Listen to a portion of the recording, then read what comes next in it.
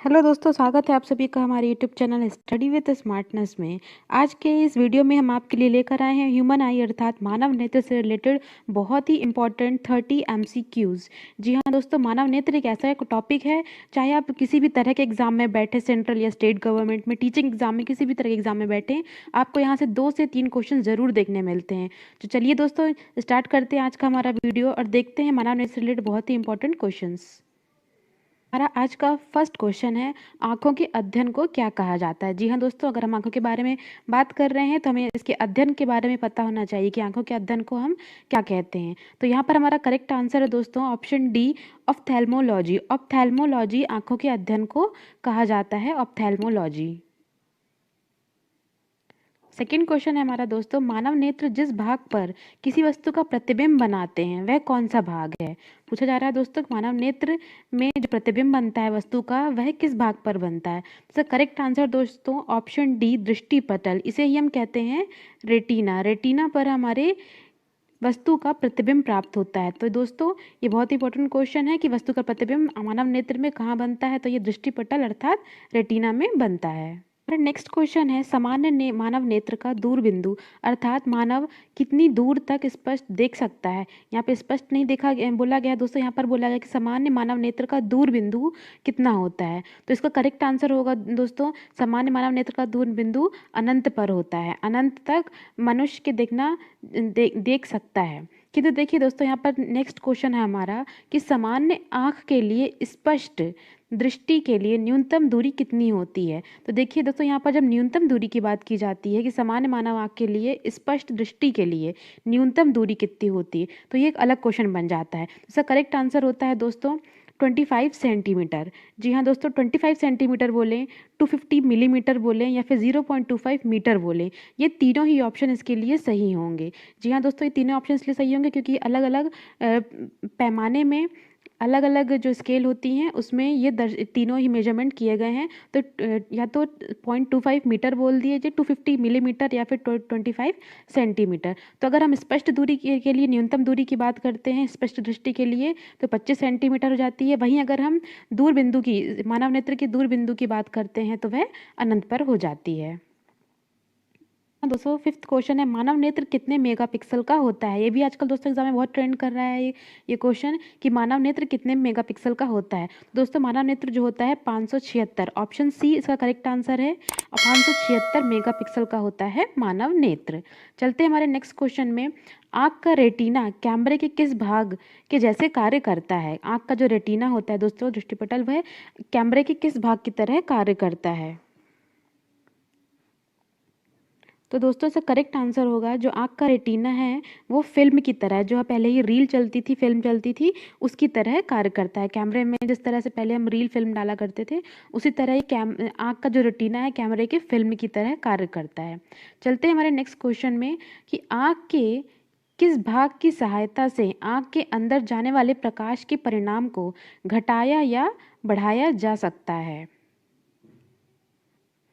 इसका correct answer होगा दोस्तों, आँख के अंदर जाने वाले प्रकाश को हम परिचारिका के द्वारा घटा या बढ़ा सकते हैं। परिचारिका के द्वारा हम प्रकाश के परिणाम को घटाते और बढ़ाते हैं।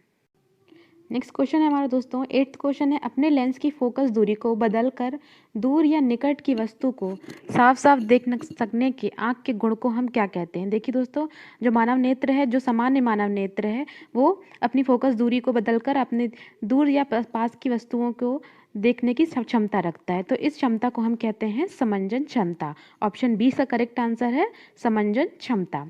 चलते हैं हमारे नेक्स्ट क्वेश्चन में। नेक्स्ट क्वेश्चन है हमारा, जो नेत्र दूर स्थित वस्तुओं को स्पष्ट नहीं देख पाता उस नेत्र में क्या होता है। जो नेत्र दूर स्थित वस्तुओं को स्पष्ट नहीं देख पाता है तो उस नेत्र में क्या होता है। इसका करेक्ट आंसर है दोस्तों ऑप्शन बी, निकट दृष्टि दोष। एक ऐसा दोष जिसमें हम दूर रखी वस्तुओं को स्पष्ट नहीं देख पाते हैं, इसे हम निकट दृष्टि दोष कहते हैं। निकट दृष्टि दोष को ही हम दोस्तों हाइपरमेट्रोपिया कहते हैं। हाइपरमेट्रोपिया, जी हाँ दोस्तों, हाइपरमेट्रोपिया इसे कहते हैं। निकट दृष्टि दोष का ये दूसरा नाम है। हमारा नेक्स्ट क्वेश्चन है 10th, जो जो नेत्र निकट स्थित वस्तुओं को नहीं देख पाते हैं उस नेत्र दोष को हम क्या कहते हैं? तो इसका करेक्ट आंसर होगा दूरदृष्टि दोष। दूरदृष्टि दोष अर्थात मायोपिया।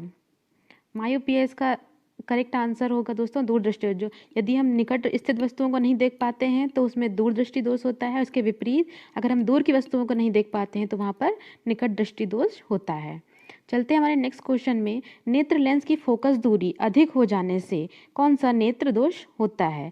नेत्र लेंस की फोकस दूरी अधिक हो जाने से तो करेक्ट आंसर होगा ऑप्शन बी दूरदृष्टि दोष। देखिए दोस्तों, नेत्र लेंस की जो फोकस दूरी है यदि वह अधिक हो जाती है तो वहाँ पर दूरदृष्टि दोष हो जाता है। और ठीक इसके विपरीत यदि नेत्र लेंस की फोकस दूरी कम हो जाती है, यदि नेत्र लेंस की फोकस दूरी कम हो जाती है तो वहाँ पर निकट दृष्टि दोष हो जाता है। दोनों ही अपोजिट चलते हैं।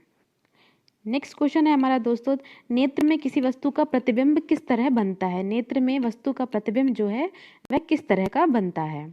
तो दोस्तों इसका करेक्ट आंसर होगा, नेत्र में वस्तु का जो प्रतिबिंब है वह वास्तविक, उल्टा और छोटा बनता है। वास्तविक, उल्टा और छोटा प्रतिबिंब बनता है हमारे नेत्र लेंस में। नेक्स्ट क्वेश्चन है हमारा, जरा दृष्टि दोष से पीड़ित व्यक्ति के उपचार में कौन सा लेंस उपयोग किया जाता है? जरा दृष्टि दोष। जरा दृष्टि दोष दोस्तों ये कौन सा दृष्टि दोष है?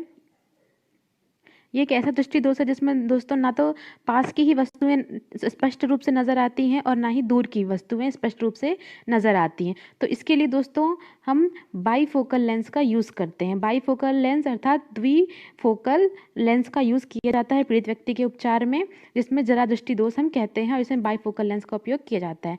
नेक्स्ट क्वेश्चन है हमारा दोस्तों, विभिन्न ने दूरी की वस्तुओं के प्रतिबिंब को फोकस करने के लिए, विभिन्न दूरी की वस्तुओं को फोकस करने के लिए आंखों के लेंस की फोकस दूरी किसके द्वारा परिवर्तित होती है? किसके द्वारा परिवर्तित होती है? देखिए दोस्तों, यदि 3-4 वस्तुएं रखी हैं और वो अलग अलग दूरी पर रखी होती हैं तो उन पर फोकस जमाने के लिए आंखों के लेंस की दूरी को फोकस बनाने के लिए किस तरह के पेशियों का उपयोग किया जाता है? तो यहाँ पर दोस्तों सिलियरी पेशियों का उपयोग किया जाता है। सिलियरी पेशियाँ क्या होती हैं? सिलियरी पेशियों के द्वारा ही जो आँख है हमारी वो टिकी रहती है। सिलियरी पेशियाँ ही हमारी आँख को पकड़कर रखती हैं। तो जो फोकस दूरी का समंजन है दोस्तों वो सिलियरी पेशियों द्वारा किया जाता है। नेक्स्ट क्वेश्चन है हमारा, देखिए यहाँ पर एक डायग्राम के द्वारा बताया गया है कि किस तरह से सिलियरी पेशियाँ जो हैं हमारे लेंसेज को अपने अपने अंदर एक पकड़कर एक मजबूत आधार प्रदान करती हैं। तो यही सिलियरी पेशियाँ हैं जिसके द्वारा लेंस अपनी जगह पर स्थिर रहता है। नेक्स्ट क्वेश्चन है, नेत्र की समंजन क्षमता कम हो जाने से कौन सा दोष उत्पन्न होता है? नेत्र की समंजन क्षमता कम हो जाने से जरा दृष्टि दोष उत्पन्न होता है। समंजन क्षमता कम हो जाने से क्या होगा दोस्तों? ना तो पास की वस्तुएं स्पष्ट दिखेंगी और ना ही दूर की। यही समंजन क्षमता कहलाती है जिसके कारण जरा दृष्टि दोष उत्पन्न हो जाता है। चलते हैं नेक्स्ट क्वेश्चन में। नेक्स्ट क्वेश्चन हमारा, किस दृष्टि दोष में वस्तु का प्रतिबिंब रेटिना के आगे बनता है?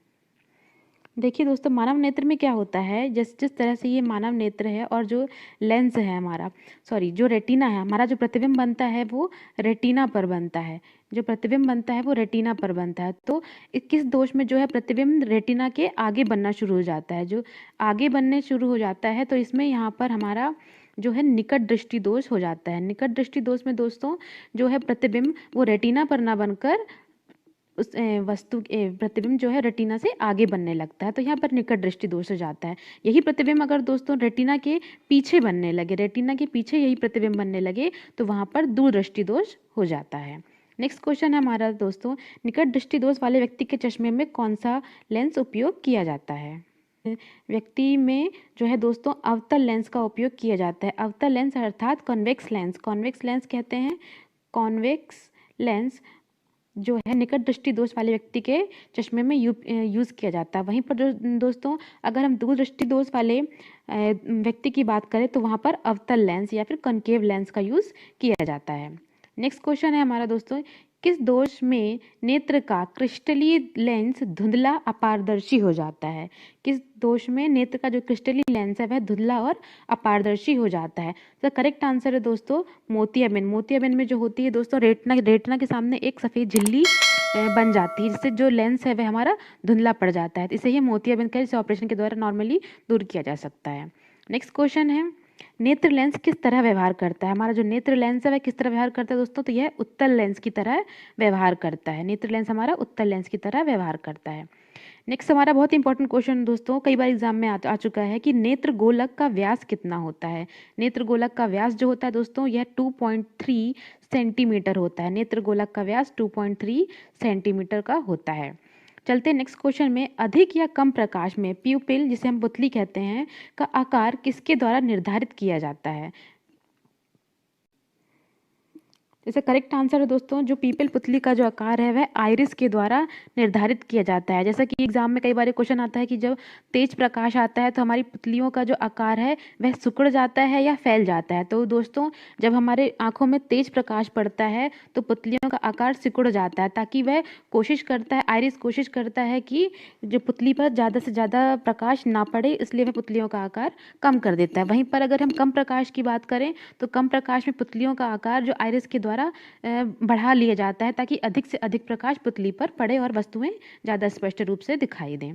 चलते हैं हमारे नेक्स्ट क्वेश्चन में। नेक्स्ट क्वेश्चन है हमारा, नेत्रदान के समय नेत्र का कौन सा भाग दान भी दिया जाता है? बहुत ही फेमस और ट्रेंडिंग क्वेश्चन है ये एग्जाम में कि नेत्रदान में कौन सा भाग दान दिया जाता है। तो इसका करेक्ट आंसर होता है कॉर्निया। कॉर्निया जो है, जो नेत्रदान हम लोग करते हैं उसमें कॉर्निया, मानव नेत्र का कॉर्निया भाग दान किया जाता है। नेक्स्ट क्वेश्चन है हमारा, आंखों की ऐसी बीमारी जिसमें आंसू सूख जाते हैं क्या कहलाती है? तो आंखों की ऐसी बीमारी जिसमें आंसू सूख जाते हैं दोस्तों, वो ज़ीरोफ्थेल्मिया कहलाती है। ज़ीरोफ्थेल्मिया में आंखों के आंसू सूख जाते हैं। तो दोस्तों, जो ये आंखों के आंसू हैं वो किस ग्रंथि द्वारा स्रावित होते हैं?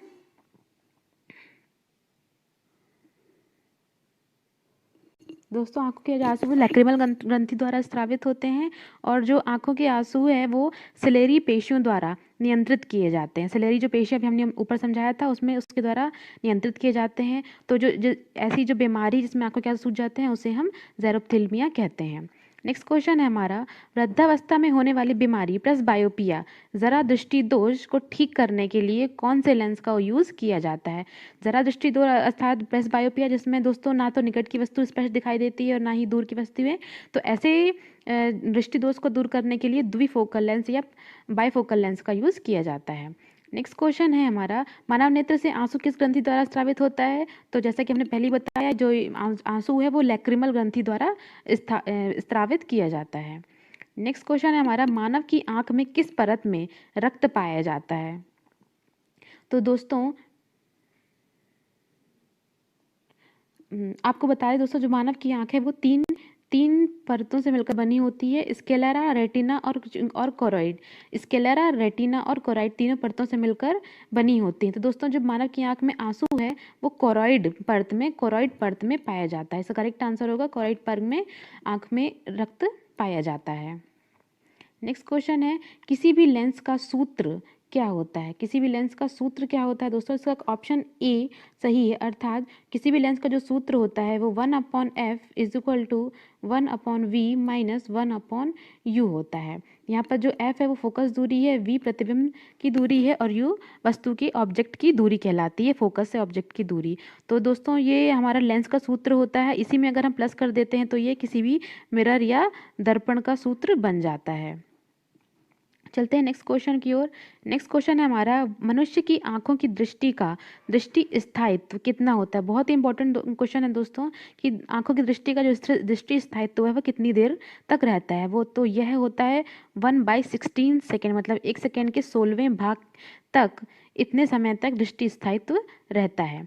नेक्स्ट क्वेश्चन है, मनुष्य की आंख कितने डिग्री तक देख सकती है? तो मनुष्य की आंखें दोस्तों 150 डिग्री तक देख सकती है। 150 डिग्री तक इसका रोटेशन हो सकता है।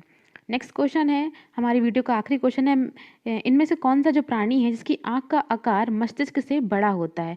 आंख का आकार मस्तिष्क से बड़ा होता है दोस्तों, इसका करेक्ट आंसर है शुतुरमुर्ग। शुतुरमुर्ग की जो आंख का आकार है वह उसके